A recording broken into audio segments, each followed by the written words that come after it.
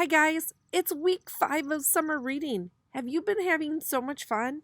I have. Today is day 1 of week 5's Chip Away at a Chapter book, and we are reading Oggie Cooder by Sarah Weeks. We're going to read chapters 1 through 4 today. Are you excited? I am.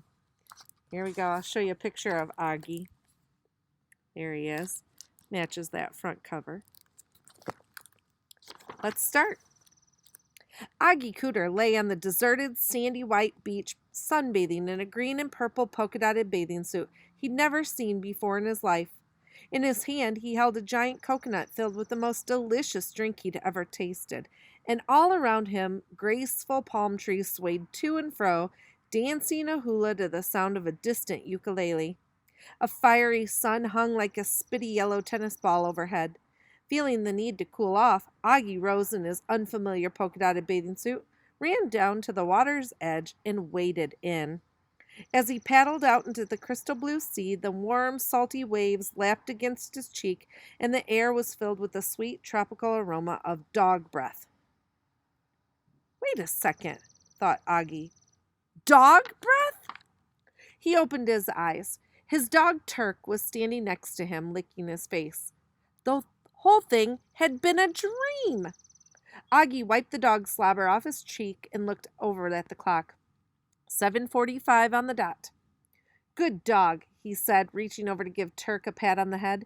You're a regular alarm clock, except that you're furry, and you have fleas, and really bad breath. Turk, whose real name was Turkey on Rye because that was the name of Oggie's favorite sandwich, barked and raced out of the room, only to return a minute later with a soggy yellow tennis ball in his mouth. He whined and wagged his giant tail, nearly knocking a lamp off the bedside table. Okay, I get the message, said Oggie, sitting up and rubbing the sleep from his eyes. Go get your leash and I'll walk you around the block before school. And that was how Oggie Cooder, future famous cheese carving champion of the world, started his day. By the time Oggie got back from walking Turk that morning, his parents had already left for work. They'd gone in early to meet with a plumber about fixing a leaky pipe that had been giving them some trouble at their store. Oggie poured himself a quick bowl of cereal and picked up the mail, which was sitting in a pile on the kitchen table. Bills, junk, bills, he said as he sorted through the letters. Hold on. Is this what I think it is? Yes! He held the long, pale blue envelope aloft. Prip! Prip! Oggie fluttered his tongue against the roof of his mouth. He always made that sound when he was excited about something. At that moment, that something was excited about a letter from the Bake Stuff Company about the Name the New Bagel contest he had entered several weeks later. I bet it didn't sound like a prip, though. That's how it was pronounced in the book. Prip. It was probably like prip, prip. Can you try that? Oggie loved contests, and he had been waiting eagerly to hear whether he had won the grand prize, a trip to Hawaii. He'd been dreaming about sandy beaches and palm trees practically every night. Although he had never won anything in his life, he was hopeful that it might actually have a shot at winning the Bake Stuff contest. Oggie was very proud of the name he had come up for a cinnamon raisin bagel. He had gotten the idea from something he'd overheard his mother say on the phone one day when she was talking to his Aunt Hetty. You better warn the neighbors ahead of time, Het, because we're definitely going to be raising the roof, she said. What's the matter with Aunt Hetty's roof? Oggie had asked his mother if she hung up. Mrs. Cooder laughed. That's just an expression, Og, she explained. Raising the roof means having a good time. Your Aunt Hetty and I were talking about the family reunion we're going to have this summer. Is Uncle Vern coming? Oggie asked hopefully. Uncle Vern was Oggie's favorite relative. He drove a pickup truck with a jacked-up rear end, and he could make his belly button talk without using his hands. Yes, Uncle Vern will be there, Oggie's mother replied, which is probably something else I'd better remind Aunt Hetty to warn the neighbors about. Uncle Vern and his talking belly button were far from Oggie's thoughts now as he ripped open the letter from the Bake Stuff Company. Raisin the Roof is a perfect name for a cinnamon raisin bagel, don't you think, Turk? Oggie asked. Turk wasn't paying attention. He was too busy sniffing around under the table looking for something to eat. Oggie unfolded the letter and began to read, Dear Mr. Cooder, we thank you for your entry. However, we regret to inform you. Frappuccino! Cried Oggie in disappointment. There was no cussing allowed in Oggie's house. Mrs. Cooder kept a big jar on the kitchen counter, and anyone who slipped up had to put a quarter in it. Oggie didn't see the point of wasting his allowance on expensive cuss words when there were plenty of perfectly good free words you could use instead. Frappuccino! Frappuccino! Frappuccino! Oggie grumbled as he read the rest of the letter. Not only had the people at Bake Stuff been unimpressed with the name he'd come up with for their new bagel, Oggie couldn't believe what they had chosen instead.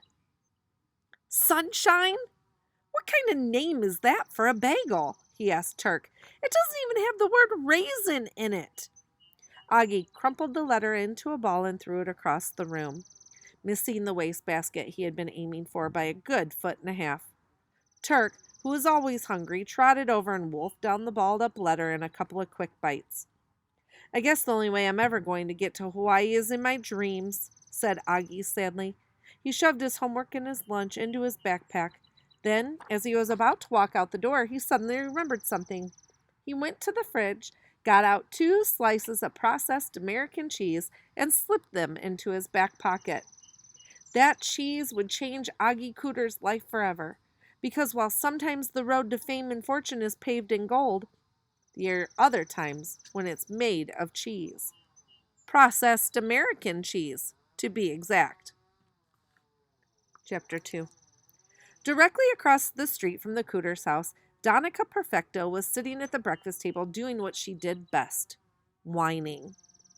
You don't really expect me to eat this toast, do you? She asked her mother. It's burnt. I'm sorry, Cupcake, said Mrs. Perfecto. I'm not used to that new toaster yet. It's top of the line, Miriam. Nothing wrong with that toaster, Mr. Perfecto piped up from behind his newspaper. They really turned up the dial with this one.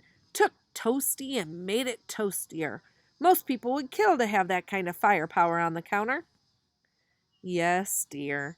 It's just that with the old one, the toast popped up when it was done, said Mrs. Perfecto. Popping up is old-fashioned, Miriam, Mr. Perfecto insisted. Mrs. Perfecto sighed. If you say so, dear. Daddy, said Donica, poking absent-mindedly at her toast with a pink glitter-polished fingertip. This year for my birthday, can we buy a house in Hollywood and move there? Hollywood? Cried Mr. and Mrs. Perfecto at the same time. From the moment she could talk, if you asked Donica Perfecto what she wanted to be when she grew up, she would say something. She would say the same thing. Famous! Her parents had shelled out a considerable amount of money over the years for music, dance, and acting lessons, but it had become painfully clear that Donica had absolutely no talent in any of those arenas. Even so, she was sure she was going to become a star. Why would we want to move to Hollywood? Asked Mr. Perfecto. Well, you don't really expect me to live here forever, do you? Whined Donica. What's wrong with Wauwatosa? Miss Perfecto wondered. It's in Wisconsin, Donica said disgustedly, flicking her burnt toast with a finger and scattering a sooty shower of black crumbs across the clean white tablecloth. How am I supposed to get discovered in a place where the only thing that's famous is cheese? George Perfecto owned a large discount appliance store out on Stadium Boulevard called Big Deals. The license plates on the 2 silver SUVs in the Perfecto's driveway said Big 1 and Big 2. Donica's room was painted her favorite color, bubblegum pink. She had her own private bathroom and a closet full of expensive clothes, a queen-size canopy bed, and a mini fridge stocked with her favorite drink, imported apricot fruit water, which, if you read the label carefully, was actually bottled in Hoboken, New Jersey. Things were a little different over at the Cooder's house. Mr. and Mrs. Cooder had only one car, an old Volvo station wagon, which had definitely seen better days. They drank their water from the tap, and the whole family shared a single bathroom. With the exception of underwear and socks, which Mrs. Cooder purchased from Selznick's department store, all of their clothes came from Too Good to Be Through. THREW. The resale shop that the Cooders owned and ran in downtown Wauwatosa. Mrs. Cooder wore exclusively purple clothing, plum being her signature shade, and she was also very fond of unusual hats. Mr. Cooder favored bowling shirts with other people's names embroidered over the pockets. Oggie didn't care about clothes at all. His method for getting dressed in the morning was to yank a pair of pants out of the closet, pull a shirt out of the drawer, put them on whether or not they really went together, and just be done with it. If the pants in the closet and the shirts in the drawers had been ordinary things, like t-shirts and jeans, Oggie might have looked like any other fourth-grade boy who had gotten dressed in a hurry. But since it was Mrs. Cooder who chose the things that went into Oggie's closets and drawers, he sometimes ended up with crazy looking outfits. On the day Oggie received the disappointing news from the bake stuff company, he was wearing a blue and white striped seersucker pants and a plaid duck hunting shirt, complete with a pouch for carrying dead ducks, which of course he was not planning on doing. On his feet he wore size 11 sneakers with laces he had crocheted out of colorful yarn. It was during a visit to Zanesville, Ohio, that Oggie's Aunt Hetty had taught him how to crochet. She hadn't done it out of the goodness of her heart. She'd done it in order to keep him out of her garden. Oggie, who had only been 5 years old at the time and bored to tears with listening to grown-up talk, had wandered out into the garden where he decided to pretend he was on the moon. He'd imagined that the garden was a big crater and the bird bath was his rocket ship. Aunt Hetty, spying him out her window, had let it be known in no uncertain terms that she did not appreciate Oggie moonwalking through her zucchini plants, and she did not appreciate him digging for moon rocks in her potato patch. She especially did not appreciate Oggie sitting in her bird bath with one of her good mixing bowls on his head, shouting, "Blast off!" and scaring all the birds away. So Oggie had explained that what he didn't appreciate was the most exciting thing to do at Aunt Hetty's house was to eat a whole bunch of cucumbers for lunch and then sit around waiting for the burping to begin. Aunt Hetty had laughed and pulled her crocheted hook out of her apron pocket. "Come here, Oggie Cooder," she said, sitting down on her porch step and patting a spot beside her. So Oggie went and sat beside his aunt and let her teach him how to crochet shoelaces. He'd been making them ever since. Some of the kids at school, the kind of kids who are always looking for a reason to be mean, made fun of him for doing it. Weirdo, dork, doofus, dweeb. Oggie couldn't help it that he liked to do things a little differently than other people did. He was who he was, and even though there were times when his oddness made life a little bit difficult, if Oggie Cooder had been anybody other than who he was, the extraordinary thing that was about to happen to him would have never occurred. Chapter 3. Oggie Cooder and Donica Perfecto were both in Mr. Snolinzowski's class at Truman High School. Look at that name. Snolinzowski's class at Truman Elementary School. I'm going to call him Mr. S. On the first day of school, Mr. S wrote his name on the board and made everybody practice saying it slowly a few times. Good thing this part's in here. Snowlinovsky. Snowlinovsky. Now I see it when I look back up there. Snowlinovsky. Oggie had never had a man teacher before, although he had noticed that several of his previous teachers had very hairy arms. In kindergarten, Oggie had been in Mrs. Forrester's class. He had liked Mrs. Forrester. She had pretty blue eyes, wore flowery perfume, and because she had been raised somewhere in the South, when she talked, she had a gooey way of stretching out her words that made it sound like she was saying something nice, even when she wasn't. On his final report card that year, Mrs. Forrester had written, "Oggie is a very unusual child." One example she gave of Oggie's unusualness was his tendency to grin when he was being scolded. When Augie's mother asked him why he did that, he explained that it was because he thought getting in trouble was a joke. It was just that when Mrs. Forrester got mad, sometimes she said funny things. For instance, the time she caught Oggie trying to sharpen a carrot, which he insisted he'd stuck into the electric sharpener by accident, thinking that it was a number 2 pencil, she said, "You can put your boots in the oven, Oggie Cooder, but that don't make 'em biscuits." Some parents might not have been happy about the word unusual being used to describe their child, but Mr. and Mrs. Cooder was perfectly fine with it.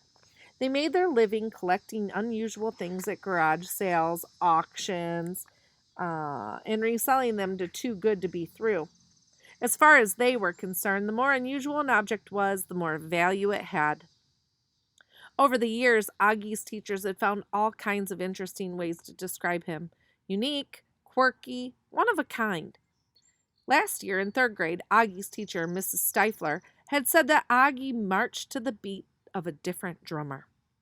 Oggie had found that comment surprising, considering the only instrument he knew how to play was the kazoo, and Mrs. Stifler had specifically told him to never bring it to school again because it was A, incredibly annoying, and B, extremely spitty.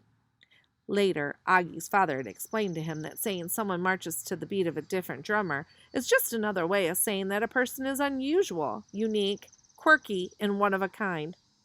Then his mother had taken out the rubber cement and had carefully glued the report card into the family scrapbook along all the others. Oggie sometimes wondered what Mr. Snolanovsky was going to write about him on his 4th grade report card. But this particular morning, he was too busy thinking about having lost the name of the bagel contest to think about much else. As he made his way to school in his seersucker pants and duck hunting shirt, he noticed Donica Perfecto up ahead, her bubblegum pink backpack slung over one shoulder. She was walking with Hannah Hummerman and Dawn Parchie, 2 other girls from Augie's class. Oggie had an idea. "Hey, you guys," he called out to them. "Wait up a sec." Donica glanced over her shoulder at Oggie, then whispered something to the other girls. They all began to walk faster. Oggie started running and finally caught up with them at the corner where they had gotten hung up, waiting for the light to change. "I guess you didn't hear me calling," Oggie panted. He was a little sweaty from his run, so he wiped his forehead with his sleeve. "Ew," said Donica. "Gross," Hannah and Dawn said in unison, providing the ending of the word. "What do you want anyway?" Donica asked.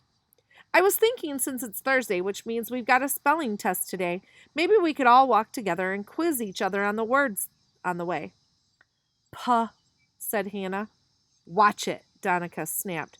"I do the first syllables." "Sorry," said Hannah, hanging her head. "Puh," said Donica. "Lees," added Hannah and Dawn together. Satisfied, Donica nodded and pulled a tube of cherry-flavored lip gloss out of her pocket. Immediately, the other 2 girls did the same thing, and all 3 of them got busy rubbing sticky pink goo onto their mouths. "Nice outfit," said Donica to Oggie as she recapped the gloss and slipped it in the back of her pocket. "Let me guess, is that from your parents' store?" "Yeppers," said Oggie as he smoothed the front of his shirt with his hand.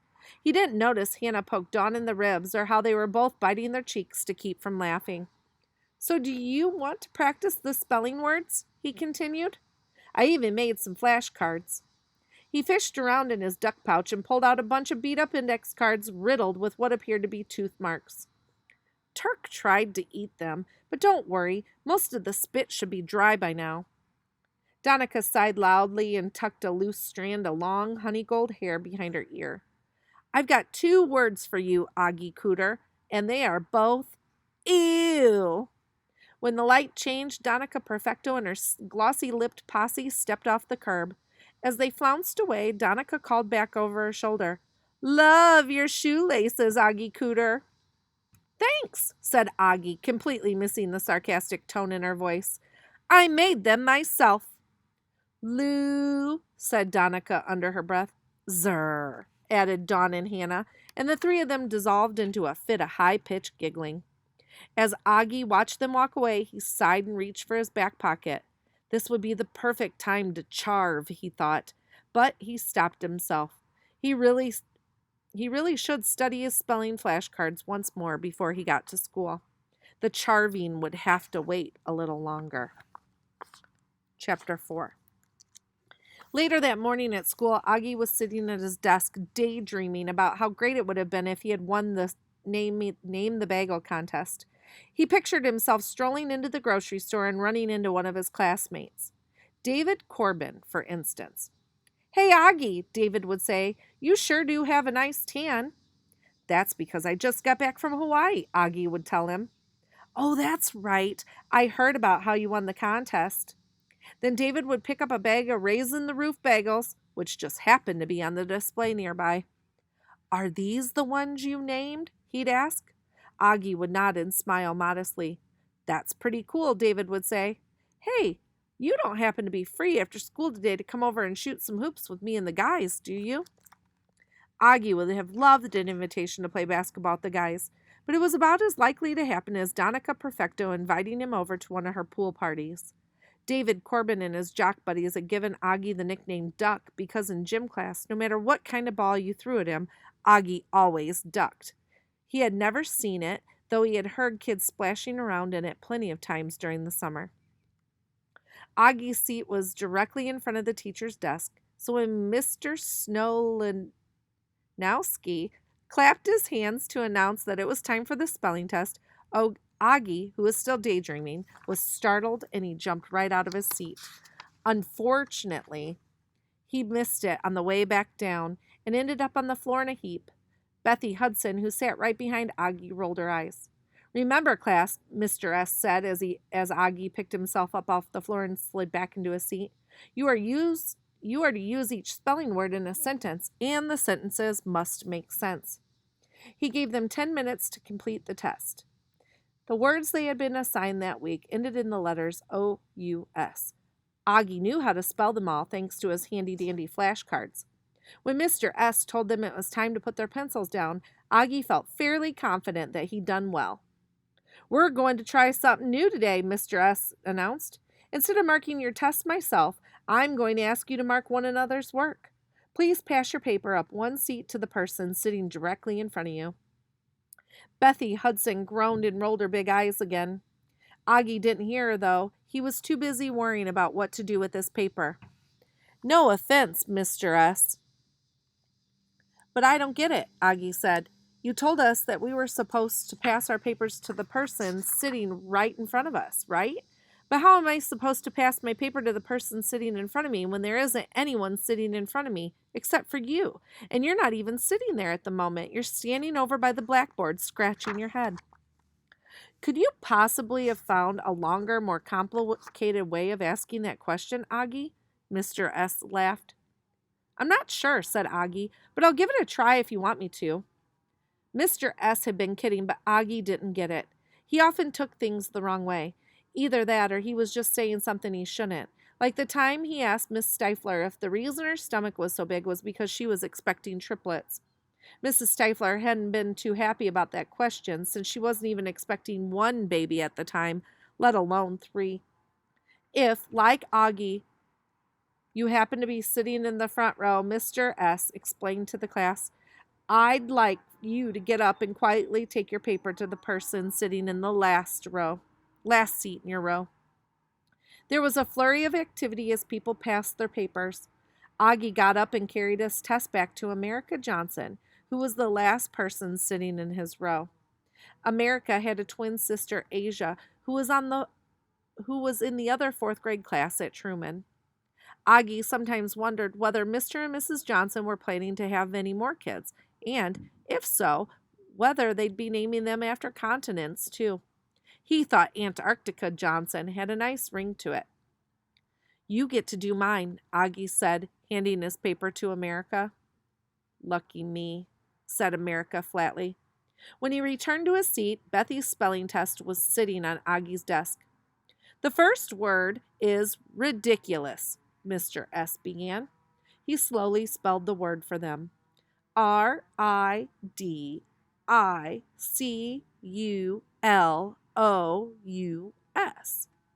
Oggie didn't even have to look at Bethy's paper to know that she had spelled the word right. Bethy Hudson had great big front teeth that reminded Oggie of piano keys, and she was the best speller in the class. Please make sure that the word is spelled correctly and that it has been used properly in a sentence, Mr. S. said. If the person whose paper you are marking has successfully accomplished both those things, you may place a check mark next to the answer. Bethy had written, "Ridiculous is a ridiculously easy word to spell." Oggie put a big check mark next to Bethy's answer. Mr. Snolinovsky cleared his throat, ready to move on to the next word, when he noticed that America's hand was raised. "Question?" said Mr. S. "Yeah, what do we do if the person spelled the word right, but the sentence doesn't make any sense?" America asked. Good question, thought Oggie, until it occurred to him that the sentence America was talking about was his. Oggie suddenly felt nervous. He reached for his back pocket, knowing that a little charving would calm him down. The only problem was Mr. S. had a strict rule against food in the classroom. Oggie took his hand out of his pocket and sighed. It looked like he was going to have to face this difficult moment without any help from his cheese. And that's the end of chapters 1 through 4. Did you notice in the book how Mr.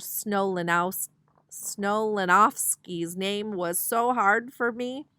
It is A-OK to make a name that's a little hard to pronounce or you're not really quite sure. It is A-OK to shorten that down to make it flow and easier for you to read. So by calling him Mr. S and not his full last name, I didn't take anything away from the story. I didn't change it really any. I just made that name a little easier for me to read and to read fluently and faster for you guys. So it's okay for you guys to do that.